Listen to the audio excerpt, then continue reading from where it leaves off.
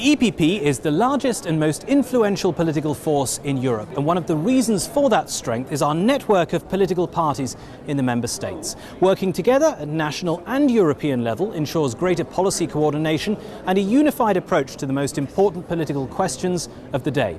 So dialogue between EPP Group members and national parliamentarians is at the very core of what our group does. This dialogue takes place in the context of a regular summit of EPP Group members and the chairs of EPP parliamentary groups in national parliaments. And this week here in Brussels has seen the 15th such summit since the platform was first created.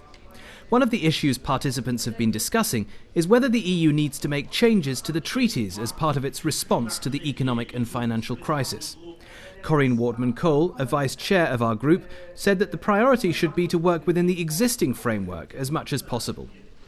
We are determined to establish as much fiscal discipline as possible in the current treaty. And a lot is still possible. So let's focus on that, because it's urgently needed to restore confidence in the financial markets. But even more is needed. It's not only about the budget, getting the budgets in order, but it's also about crucial reforms to regain competitiveness. One of the problems with treaty change is that it could take a very long time, and with borrowing costs for the most indebted member states still high, time is not a luxury the EU has much of.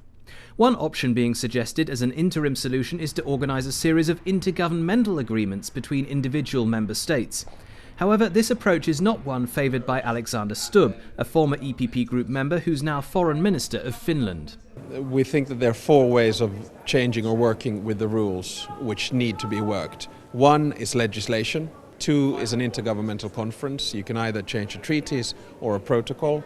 Three is enhanced cooperation within the treaty framework, open to everyone. And four is intergovernmentalism. We have always been opposed to intergovernmentalism because that splits the European Union. There was a consensus at this summit that the EU needs to act swiftly to create the right framework for stronger economic governance. But in the long term, sharing sovereignty in this way is likely to lead to deeper political integration and may well require a change in the treaties or a new treaty. However, Jean-Paul Gauzès, a French MEP and our group's spokesman on economic and monetary affairs, said such an approach was not a priority. The problem with the treaty is that even if we want to open it to discuss specific issues, there will be a wider debate, because we know today that there are some countries that want more Europe and unfortunately some countries that want less Europe. Secondly, changes need to be ratified, and ratifying in 27 stages could well be an exercise in acrobatics. That's the reason we need to think twice about developing this idea. And I don't think it should distract us from working on short-term measures to deal with what is a serious and urgent situation.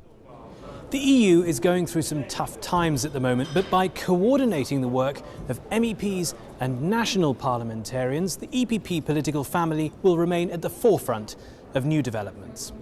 For more information on our group's activities, please visit our website, eppgroup.eu. Thanks for watching, and see you again soon.